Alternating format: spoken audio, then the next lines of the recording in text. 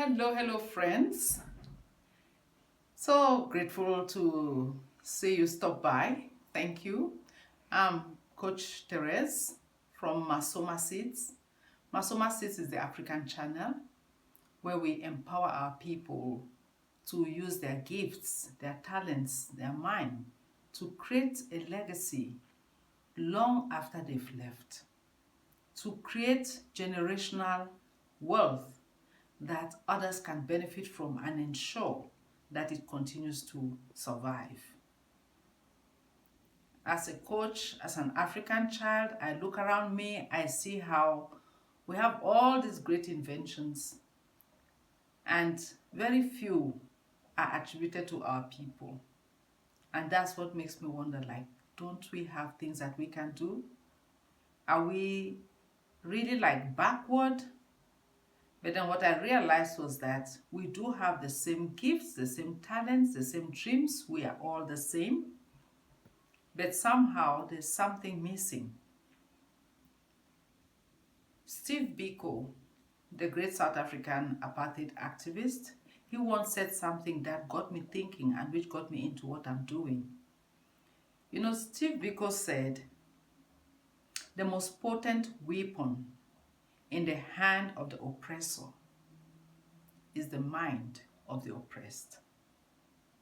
At first, I didn't understand what that meant, but the more I thought about it, I came to start studying the mind just to see what is this mind? What is it trying to say? Because we look, there's so much misery, so much suffering, so much ignorance. And I was like, oh, okay. And that got me into mentorship, getting great mentors to support me. I really wanted to find out, that's my gift, that's my calling. So when your calling is what you do, then the Spirit will lead you to people who will support you, to experiences that you'll meet. And that is how I got into this calling, into answering my calling, which is to help people, to empower people to become the best version of who they are. So with Steve Biko's quote in my mind, which I held for long and which I still hold, which drives me, I started questioning, why are we not also prominent on the world stage like other people? Why are we, with all our great gifts, all our talents, whatever we touch, we can see quality, we can see value, but it doesn't last? Why?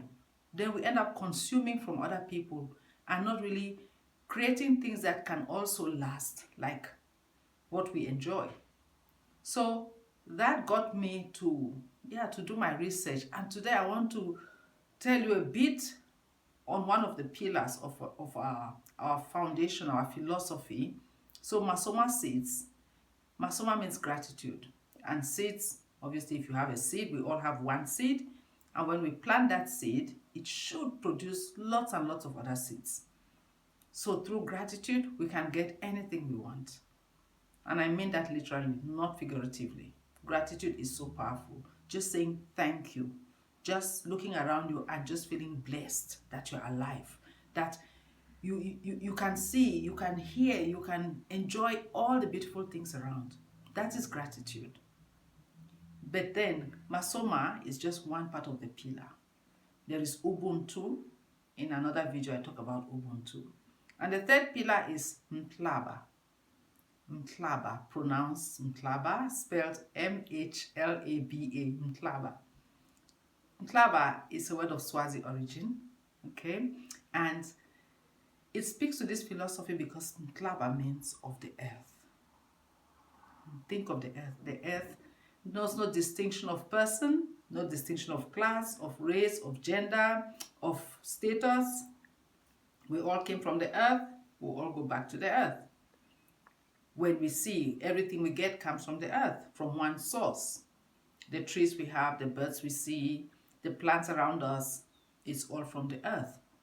So we, as Africans, we are rooted in the earth. And we know we have that beautiful color, which is really not far from the earth. We are the closest to the earth, and that's what's really exciting also.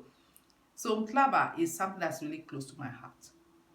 And I thought and I was like, yeah, we are a people, Ubuntu, there's so much community in us. There's so much oneness, togetherness. And this led me to discover a tree. You know, when we look at a tree, what do we see? When we look at a tree, we see trees. When we look at a forest, we see trees. But what is behind those trees? And I got into my research and I found this amazing tree, which then supported what I was doing. In English, it's called the aspen tree. It's found in North Africa, it's found in America, especially somewhere around Ohio, and in Europe. It's not really found a lot in the southern part of Africa, in the western parts, it's not found there that much. But this tree is amazing.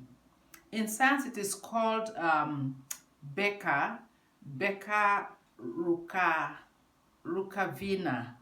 I'm not a scientist, but I just like the name Becca rucavina. So if you research that, you will see. Now this tree is it's very peculiar, aspen tree. So I want us to just go deep underground and not into the darkness. We're not going down into the darkness, but we're going into the invisible world of this aspen tree and to see what Mhlaba looks like. And as I do so, I want to show you something powerful about your own legacy. So, have you ever wondered how to create something that lasts beyond your career, beyond your voice, beyond your purpose?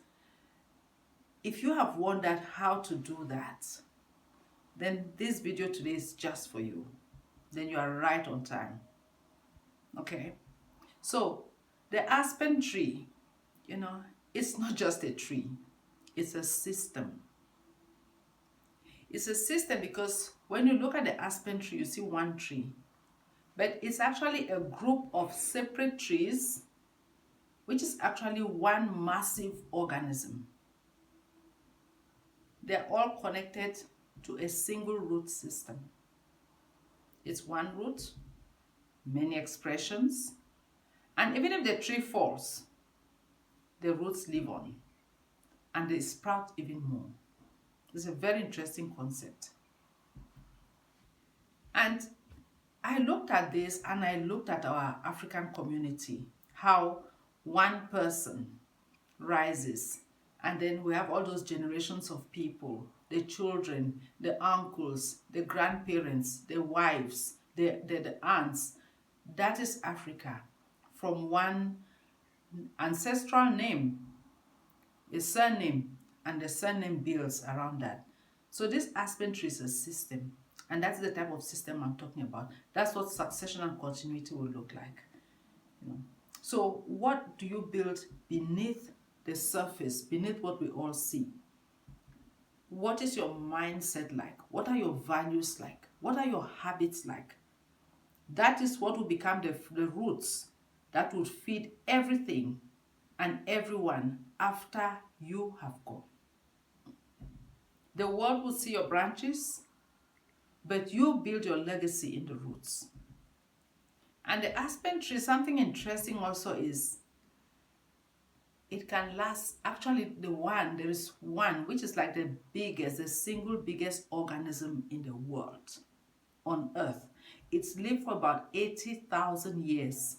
You heard me right, 80,000 years. One tree. And it occupies about 100 hectares of land, that one tree. But what is the secret? You see many trees around, but if you trace it, it comes from one source.